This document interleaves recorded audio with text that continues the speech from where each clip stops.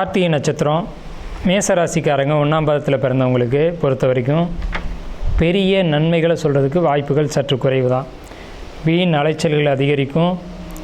ஓரளவுக்கு வருமானம் இருக்கும், வருமானம் இல்லை அப்படின்னு மறுக்க முடியாது. ரெண்டாவது விஷயம், உடல் ரீதியில் கவனம் தேவை. என்ன வகையில் கவனம் தேவைன்னா, உடல் வெப்பம் அதிகரிக்கும். ஏற்கனவே அவங்க உடல் சூட்டோடு தான் அவங்க பிறந்திருப்பாங்க. அவங்களுடைய நட்சத்திரத்தன்மை அதுதான். உடலை குளிர்ச்சி பண்ணக்கூடிய அமைப்பில் உள்ள தலைக்கு எண்ணெய் தேய்ச்சி குளிங்க. அதே மாதிரி தேவையில்லாத பயணங்கள் அதிகமாக மேற்கொள்ளாதீங்க. ஒரே இடத்துல உட்கார்ந்துருக்காதீங்க. இது எல்லாமே உடல் வெப்பத்தை அதிகரிக்கும். உடலை குளிர்ச்சியாக வச்சுக்கிறதுக்கு அதிகமான முயற்சிகள் எடுங்க.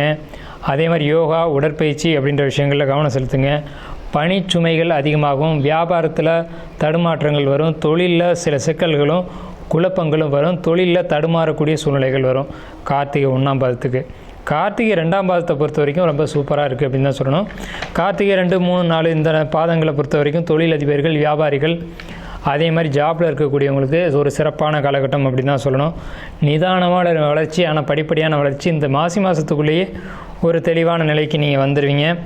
தேவையற்ற செலவுகளில் மட்டும் கவனம் செலுத்தி இந்த செலவு தேவைதானா அப்படிங்கிறத கொஞ்சம் பார்த்துக்கோங்க. ஆரோக்கியத்தில் கவனம். 2, 3, 4 கார்த்திகை நட்சத்திரம்.